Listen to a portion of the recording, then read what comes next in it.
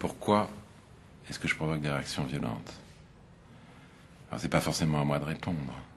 Je ne peux pas être le commentateur de mes ennemis. Mais il me semble qu'il y a aujourd'hui en France une espèce de bonne conscience et la mauvaise conscience. On s'est installé dans l'idée d'une France qui doit expier ses forfaits. La Shoah, le colonialisme, la traite des Noirs. Les progressistes, ceux qui me traitent de réactionnaire, pensent ainsi. Et cette idéologie tient le haut du pavé universitaire et médiatique. Je crois que ce raisonnement est sans pertinence pour qualifier la situation où nous sommes aujourd'hui. Et mon souci, c'est de faire face, de prendre les choses comme elles viennent. L'hostilité dont la France est l'objet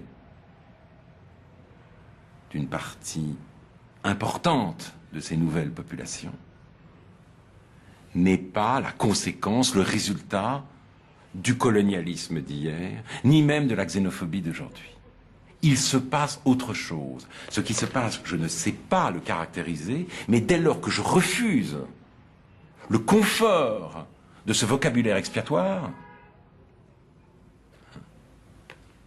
ce narcissisme de la culpabilité, alors évidemment, je me mets en grand danger. Et je suis coupable, puisque c'est dans le manichéisme aujourd'hui dominant,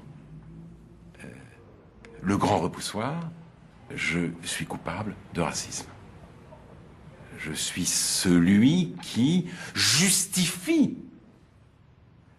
la stigmatisation. Et quand je dis la prétendue stigmatisation, alors là, mon compte est bon. Voilà, c'est tout.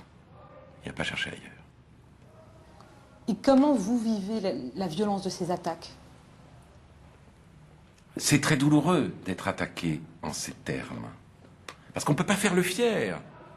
Youpin, oui, je suis youpin. Raciste, vous pouvez dire, oui, je suis raciste? Non. Et en même temps, j'ai pas envie de me justifier. Alors je fais comment? Je proteste. J'essaye de démystifier ce discours-là, mais je sais que c'est une tâche herculéenne.